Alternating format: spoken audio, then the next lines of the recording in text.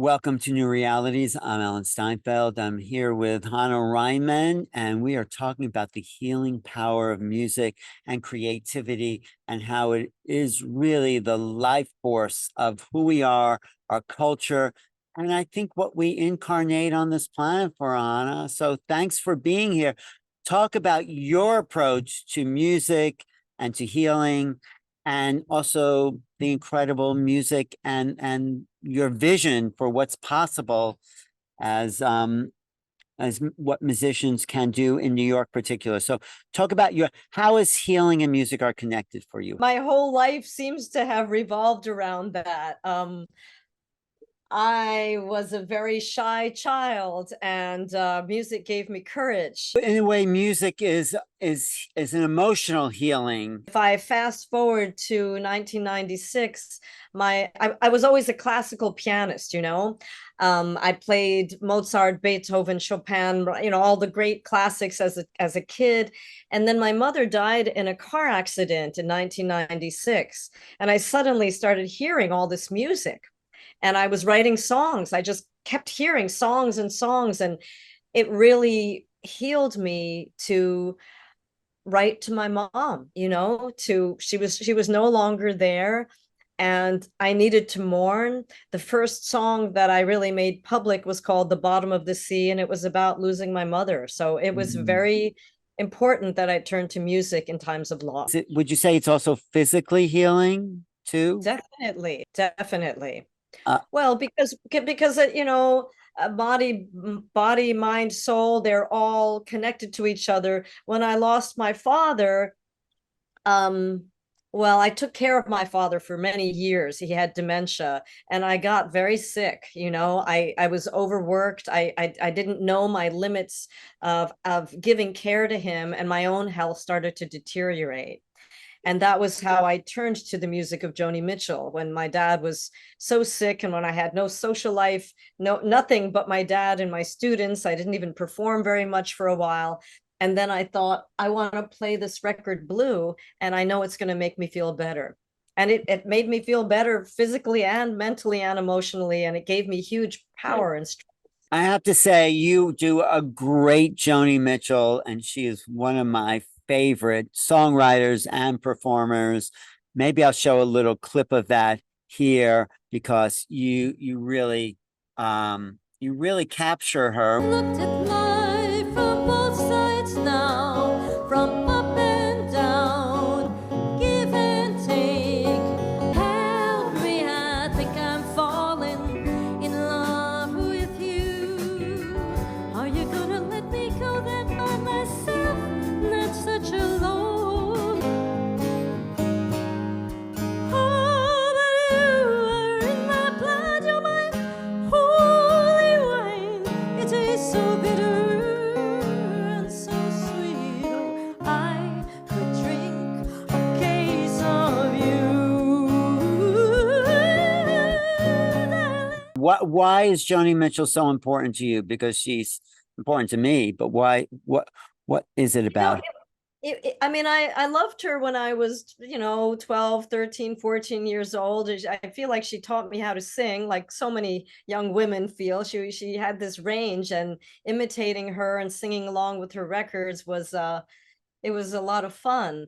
But it really was that record Blue many years later when my father was ill that I turned to. You know, it was that one record. I wanted to sing these emotions and these stories very honestly, and I knew it would be healing.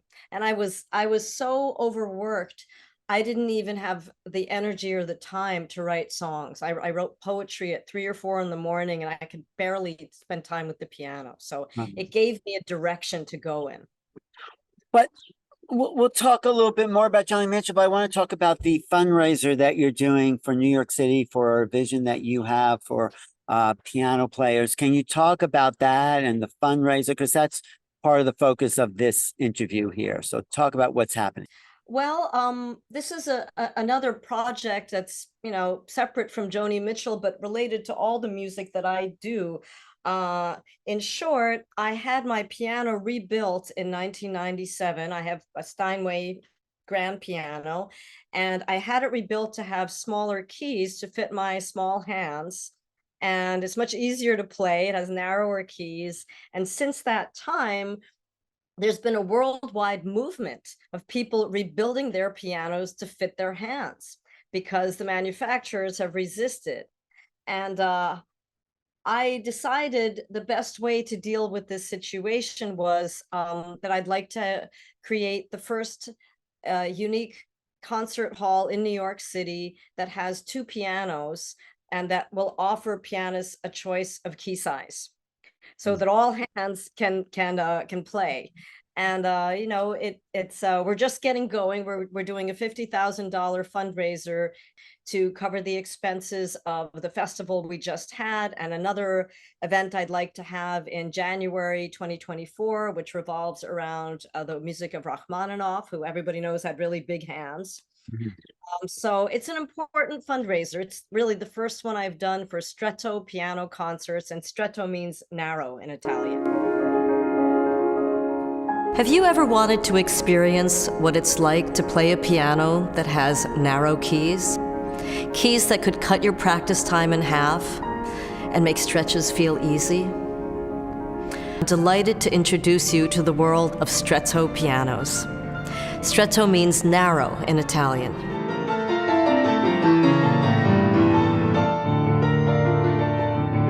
Last couple of months I've had the great joy of working on a keyboard which has a 6-inch octave rather than the standard 6.5. Immediately I noticed a difference. Such a freeing experience to play what I wanted. I work almost every day with students who are dealing with playing-related injuries, or simply the frustrations of wrapping their small hand spans around stretchy intervals at the piano.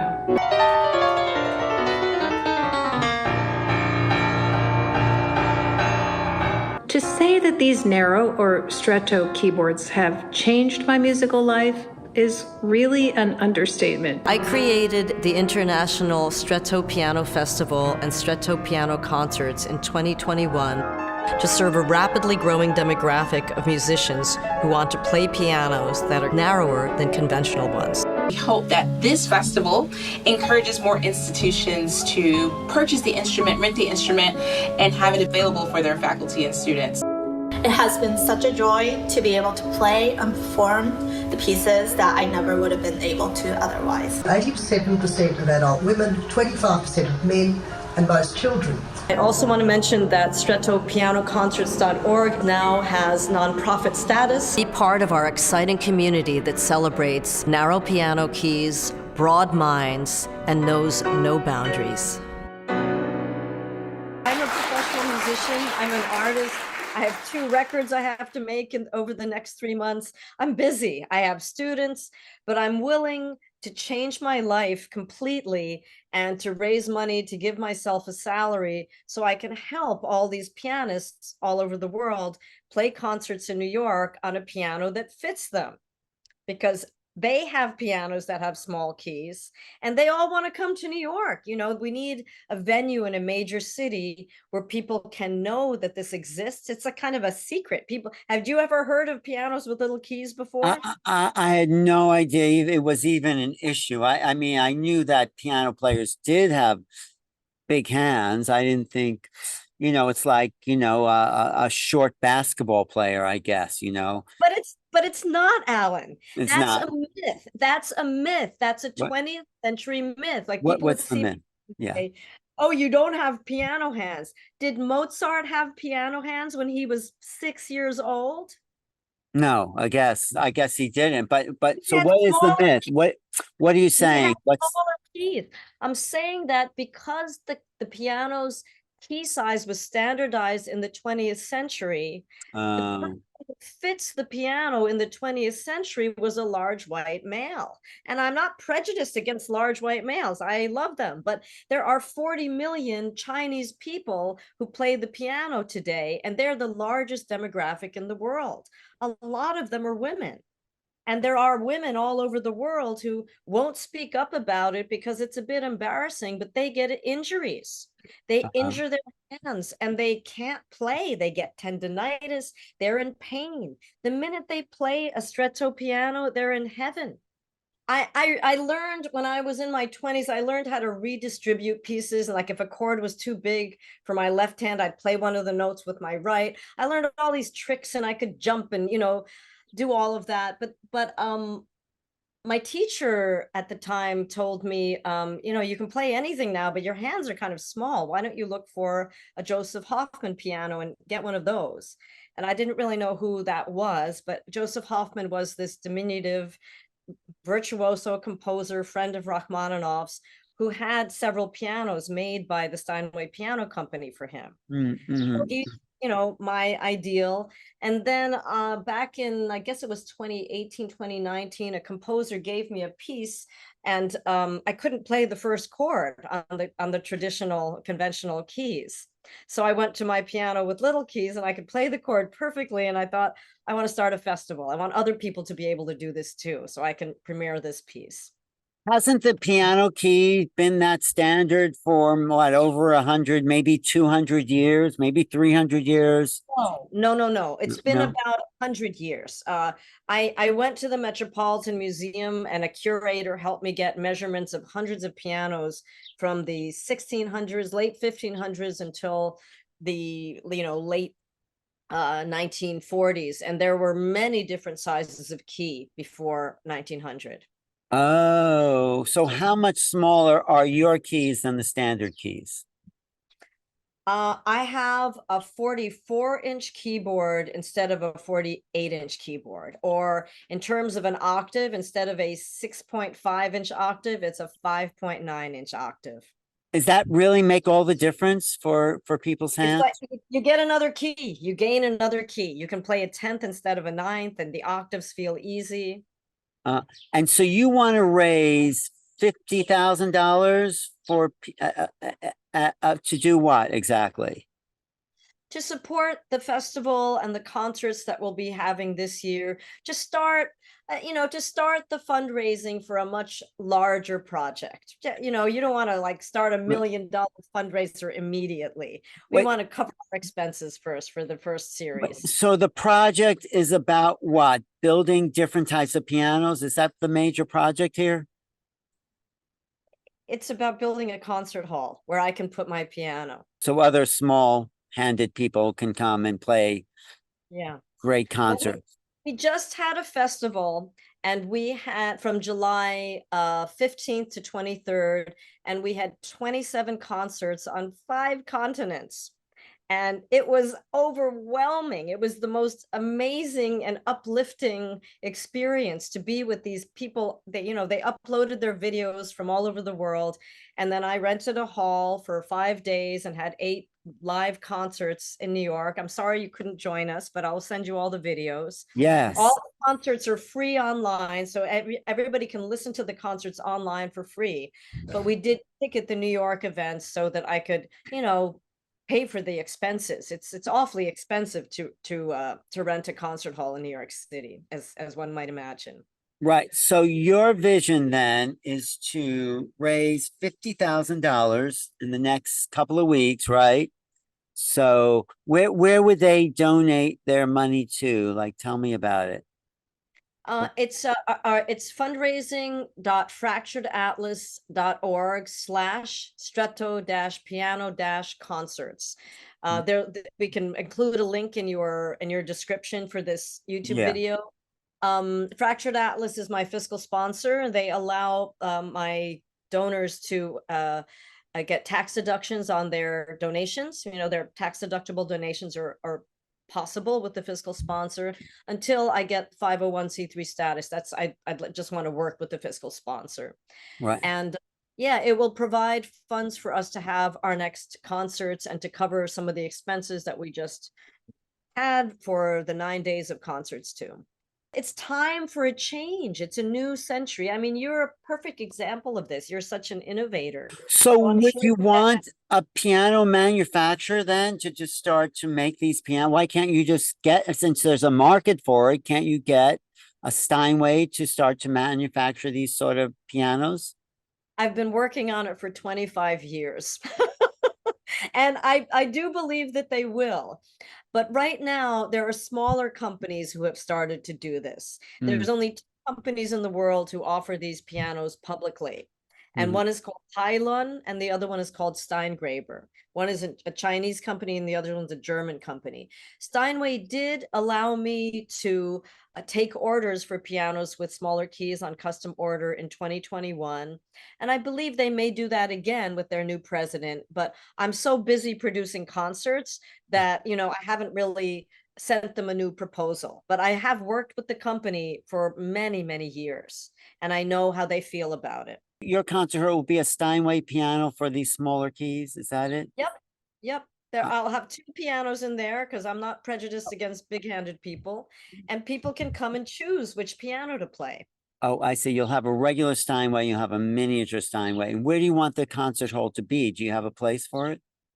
I'd actually like it to be like 14th Street or below, like maybe the Meatpacking District, which has become a real great tourist hub. And there's Little Island and the Whitney. It's near where I live in the West Village. We need a downtown piano-centric hall where people can hear great classical music, great jazz, great pop, all genres, just breaking the walls down. And it's, downtown seems like a friendly place to do that. People that you want to contribute are people who want to support the arts to your fundraiser. Is that it? Yeah, people who support the arts and who support underserved communities that need to have a voice. This is one way to get the message out, but how else have you gotten your message out to people?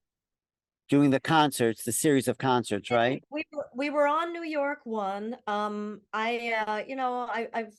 talked to some people who say it may be possible to get an angel investor involved. I'm going to start writing proposals, sponsorship, the piano companies.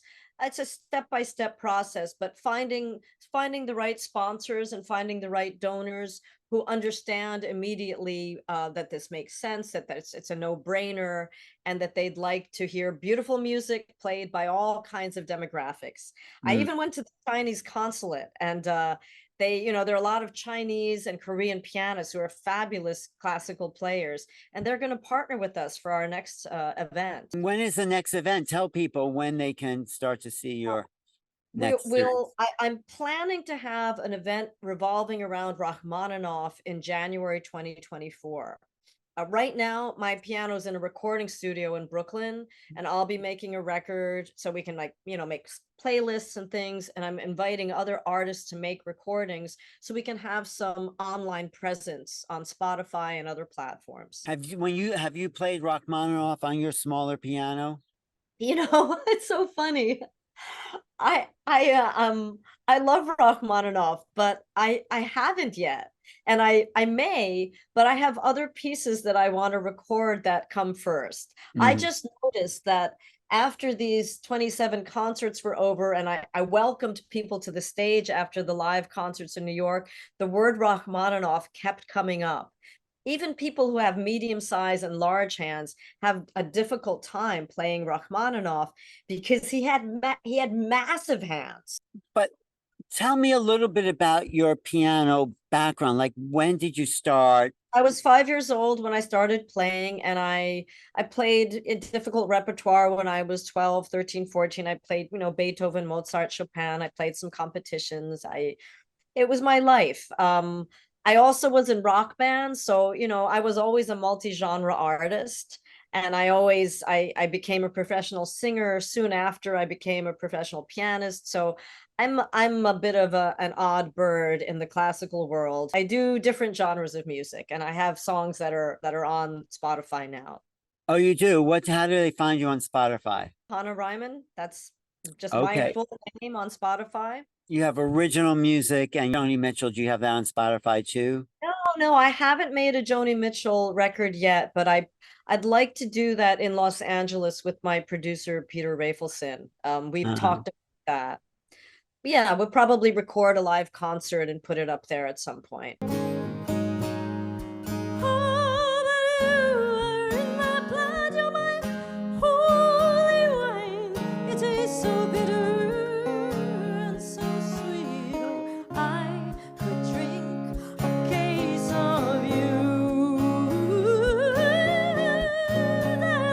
what do you want people to know about the power of music and why people want to play it, listen to it? What is it? I'd like people to open their minds to the possibility that a smaller size of piano key could cause a revolution in piano playing and composition. It could heal a lot of people who are in pain and who wish that they could play. I get letters and emails from people almost every week now. You know, when people get over 65, they're like, you know, I just don't want to play these fat keys anymore. It hurts. I have arthritis. Where can I get a piano like yours? And then 20 somethings, you know, I have tendonitis. Where can I get a piano like yours? I want these people to be healed. I want people to be healed by Joni's music because I think it's fabulous.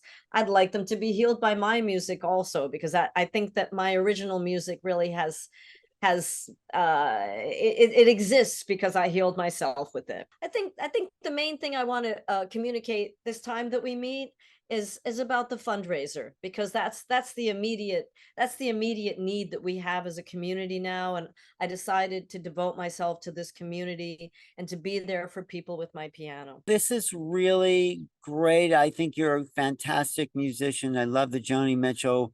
I'm going to play more of that here. And I think we need more people devoted to the arts, because art is really, creativity is really why we're here. To add to, I say, to add to creation as creators, and that's our destiny. I know you're going to be traveling, Alan. Are you going to be back in November? Yes, I think I will. When's your November thing? Well, Joni was born on November 7th, and this is her 80th birthday year. So I would love it if you came to hear our band live. That would be so exciting for me. Oh, you're doing a Joni Mitchell 80th birthday celebration. Where are you doing that? Probably at 54 Below. I mean, I do them almost every year. We do a Joni birthday celebration. Where is 54 Below? It's on 54th Street and Broadway in the Theater District. It's a beautiful venue.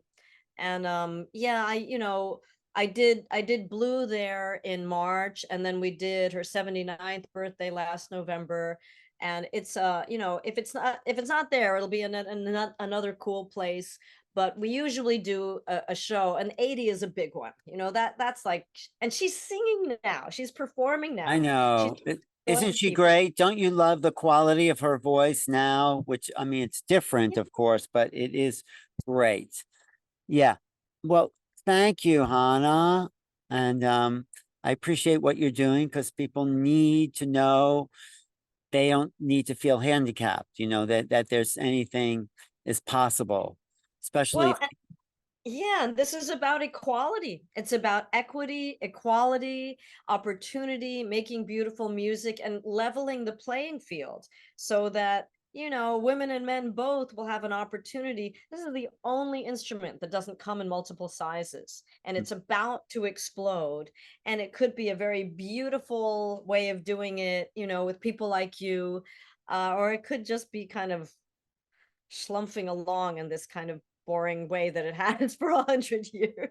No, I think it's changing. People like you really are passionate about getting music to people, because we know that music frees the soul. We know that creating music, playing music, listening to music, all levels, something about music that transcends the intellect, that gets people into their bodies, into their feelings, into their emotions. Like, you know, I didn't even know I was feeling something, and then I heard a song, and it's like, oh yeah, that's what I was feeling, even though I couldn't name it.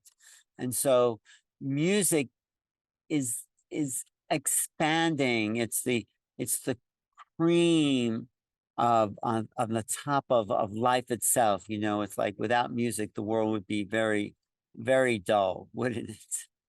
Agreed. Yes. Thank you for your dedication, Hannah Reimann. You're welcome. You're welcome. Thanks for spending time with me today. Everything you're doing, I appreciate. Yeah, let me know anytime you're playing. I'm going to post this with all the links. People's definitely, if they like what we're talking about here, support the small piano fundraiser. What? Yes, there's the fundraiser, and there's my website, and there's StrettoPianoConcerts.org.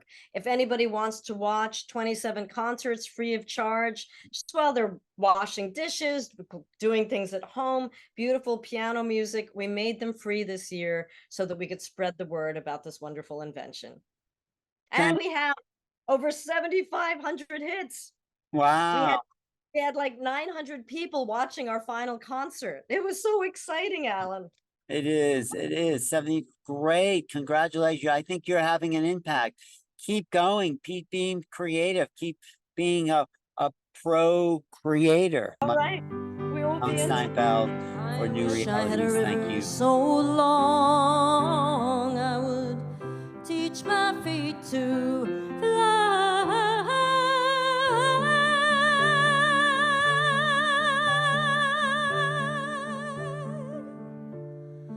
Oh, I wish I had a river I could skate away on.